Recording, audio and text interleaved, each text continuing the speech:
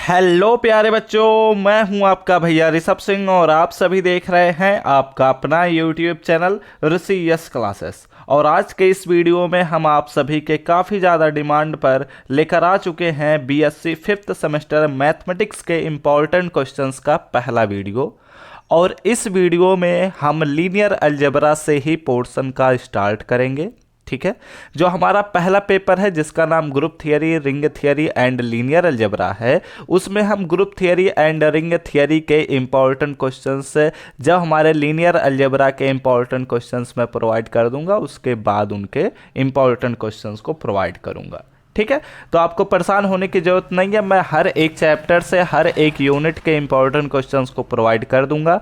बस ध्यान रखिएगा, मैं अभी एक्चुअली फिफ्थ सेमेस्टर में मैथमेटिक्स में ज़्यादा क्लासेस ले नहीं पाया था इस बार, तो आप लोग इन क्वेश्चंस के आंसर या तो सीरीज से या तो बुक से या फिर कहीं से भी अगर आप खोज सकते हैं तो आप लोग खोज कर इन क्वेश्चंस को अच्छे से पढ़ लीजिएगा। आप सभी की तैयारी मैं गारंटी के साथ कंप्लीट करा दूंगा।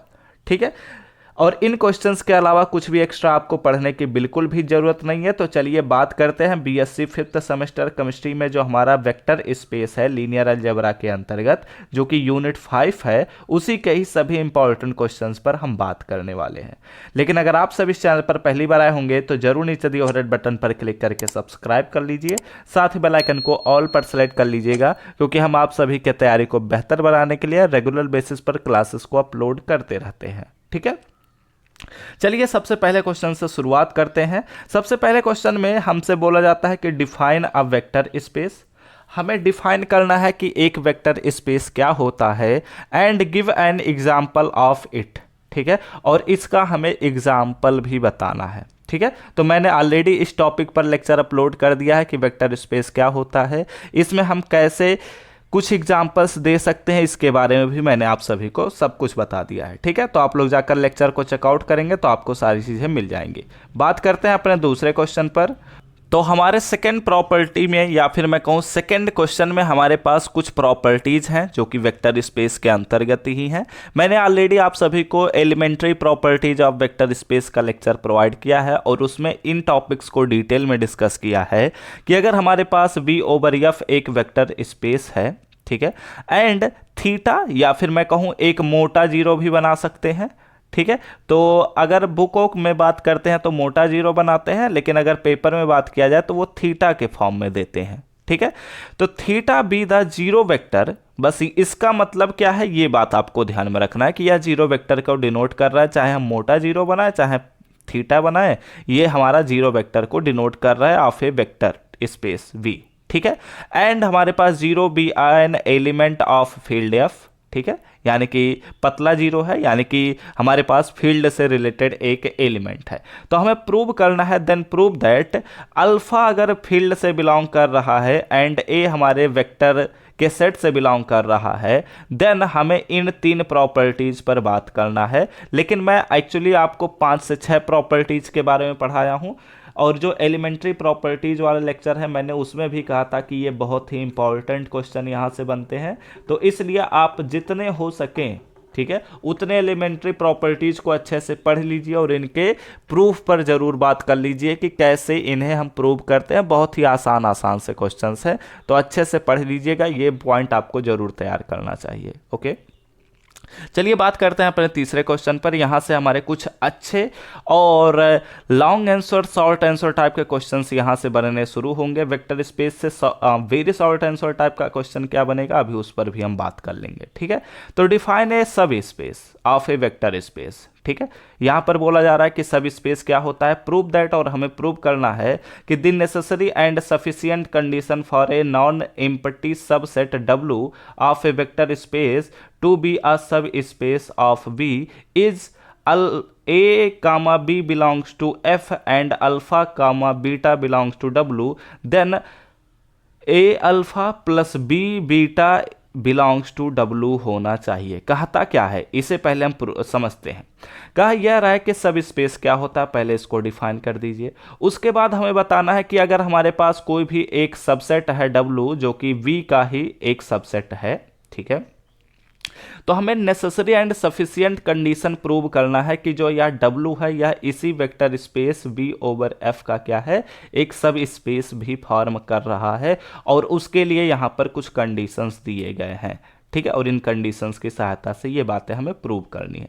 तो ये बहुत ही इंपॉर्टेंट क्वेश्चन है ये वाला। एक हमारे पास 1 स्टेप टेस्ट है ये, एंड 2 स्टेप टेस्ट अभी आगे चलते हुए यहाँ पर आपके सामने मैं लेकर आ चुका हूँ क्वेश्चन नंबर 4 में, और इन पर भी ऑलरेडी लेक्चर में अपलोड कर चुका हूँ, तो उसे आप लोग जरूर जाकर ज्वाइन कर लीजिए। आप सभी की तैयारी मैं गारंटी के साथ बोल रहा हूँ कंप्लीट हो जाएगी, ठीक है।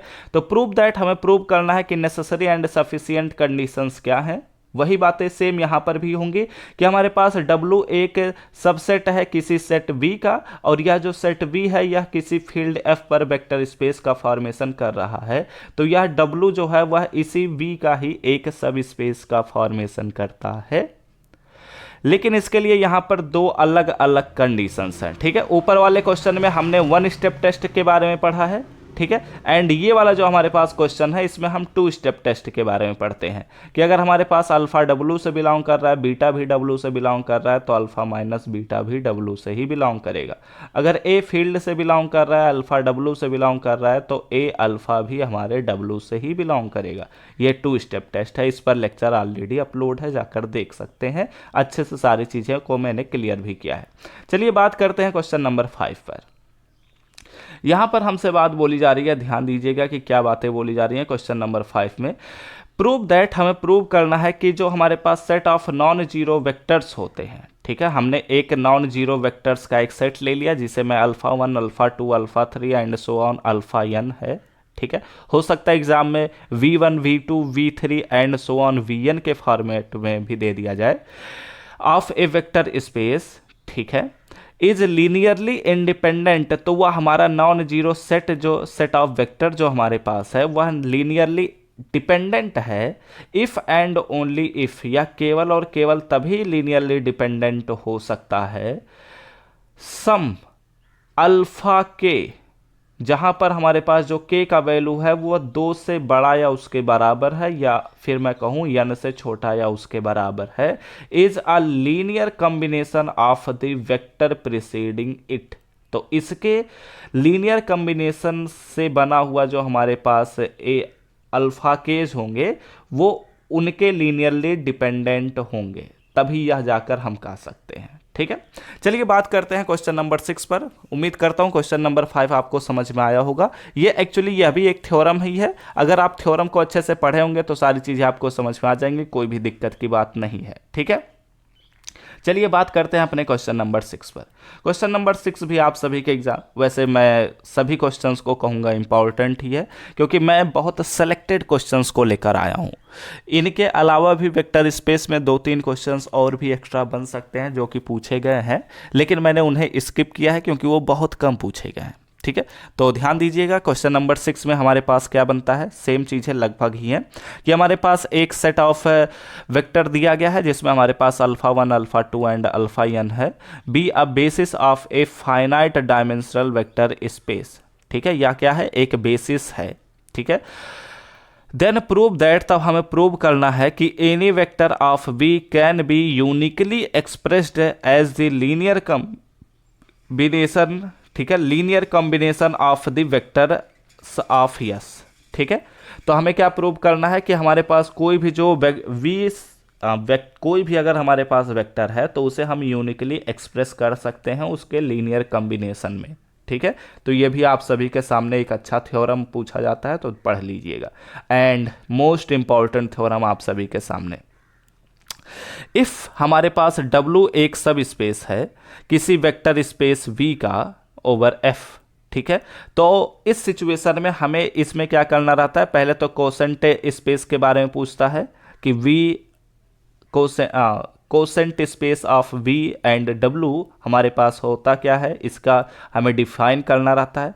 फिर उसके बाद बोला जाता है कि इसका जो डायमेंशन होगा वो हमारे इस वेक्टर स्पेस V का डायमेंशन और इस सब स्पेस W के डायमेंशन के सब्ट्रैक्शन के बराबर होता है, ठीक है, ये हमें यहाँ पर प्रूव करना होता है। तो ये आप सभी के सामने दिखाई भी दे रहा है थ्योरम कि अगर हमारे पास W एक सब स्पेस है किसी एक vector space V over F का, एंड बोला जा रहा है कि डिफाइन करिए कोसेंट स्पेस को एंड प्रूव दैट, हमें प्रूव करना है कि V अपॉन W का जो डायमेंशन होगा वो V के डायमेंशन और W के डायमेंशन के सब्ट्रैक्शन के बराबर होता है। ठीक है, इस थ्योरम पर बहुत सारे न्यूमेरिकल्स भी बनते हैं IIT JAM लेवल पर, तो इसलिए ये थ्योरम बहुत ही ज़्यादा इंपॉर्टेंट है, अच्छे से पढ़ लीजिएगा। ओके, बात करते हैं क्वेश्चन नंबर 8 पर। यहां पर बोला जा रहा है कि अगर W1 W2 हमारे पास टू सब स्पेसेस है, ठीक है, एक finite dimensional vector space V over F के लिए, देन प्रूव दैट, ये भी बहुत ही ज़्यादा इंपॉर्टेंट थ्योरम है तो इसे अच्छे से पढ़िए। देन प्रूव दैट, तब हमें प्रूव करना है कि जो हमारे पास W1 है, ठीक है, एंड W2 है, उसका अगर हम डायमेंशन लेते हैं तो वह dimension W1 and dimension of W1 plus dimension of W2 and W1 W2 के इंटरसेक्शन के डायमेंशन के सब्ट्रैक्शन करने पर जो वैल्यू मिलता है उसके ही बराबर होता है। ठीक है, ये बहुत ही इंपॉर्टेंट थ्योरम मैं यहाँ पर लिखा हूँ, तो इन्हें प्लीज़ बिल्कुल भी मिस मत करिएगा, अच्छे से तैयार कर लीजिएगा। वैसे भी आप लोग तो जानते ही हैं, मैं जितने भी क्वेश्चंस प्रोवाइड करता हूँ उन्हीं क्वेश्चंस में से ही आप सभी के एग्ज़ाम में सभी क्वेश्चंस देखने को मिलेंगे। कुछ ऐसा नहीं है जो बाहर से आ जाएगा जो आप अटेम्प्ट ना कर सकें। ठीक है, तो उम्मीद करता हूँ सारी चीज़ें आपको समझ में आ रही होंगी। तो चलिए बढ़ते हैं अपने अगले क्वेश्चन पर। क्वेश्चन नंबर 9 देखते हैं कि क्या हमसे बोला जा रहा है। ठीक है, तो क्वेश्चन नंबर 9 में हमसे बोला जा रहा है कि सो दैट, हमें दिखाना है, यहाँ पर एक मैं वेरी शॉर्ट आंसर टाइप का क्वेश्चन मेंशन किया हूँ कि सो दैट हमें प्रूव करना है कि हमारे पास वेक्टर्स दिए गए हैं, ये पहला वेक्टर, ये दूसरा वेक्टर, ये तीसरा वेक्टर। यह क्या कर रहा है, ये तीनों वेक्टर मिलकर एक बेसिस का फॉर्मेशन कर रहे हैं V3 ओवर R पर। ठीक है, तो ये बहुत ही आसान सा क्वेश्चन है, यहाँ पर बेसिस ही हमें केवल फॉर्मेशन दिखाना है। ओके, बात करते हैं क्वेश्चन नंबर 10 पर। यहाँ पर बोला जा रहा है कि अगर हमारे पास V एक फाइनाइट डायमेंशनल वेक्टर स्पेस है over a field F, then prove that, तब हमें प्रूव करना है कि अगर हम टू बेसिस ऑफ V लेते हैं have the same number of elements, तो उनके जो हमारे पास बेसिस होंगे उसका जो सेट होता है, बेसिस के भी सेट होते हैं, तो जो बेसिस होंगे उनमें जो एलिमेंट्स होते हैं वो सेम नंबर के होंगे। मतलब कि अगर 10 है किसी बेसिस में एलिमेंट, तो दूसरे बेसिस में भी 10 ही एलिमेंट होंगे उसी vector space V over F का। ठीक है, okay, are you getting my point. अब चलिए बात करते हैं अपने मोस्ट इंपॉर्टेंट एक और थ्योरम पर। यहाँ पर क्या बातें बोली जा रही हैं आप लोग ध्यान रखिएगा। हमारे पास यहाँ पर बोला जाता है कि W1 और W2, ठीक है, ये वाला थ्योरम आप बिल्कुल भी मिस मत करिएगा। हमारे पास दो सब स्पेसेस हैं किसी vector space V over F के। ठीक है, यहाँ पर सुनो, अच्छे से इस बात को सुनो। हमने ग्रुप थियरी में पढ़ा है कि अगर हमारे पास एक ग्रुप है, ठीक है, तो उसके दो सब ग्रुप का इंटरसेक्शन भी क्या होता है, एक सब ग्रुप होता है। ठीक है, ये बात हमने पढ़ा है। रिंग थियरी में भी हमने यह बात पढ़ा है कि अगर हमारे पास एक रिंग है और उसके दो सब रिंग का हम इंटरसेक्शन लेते हैं तो वह भी एक रिंग का फॉर्मेशन करता है।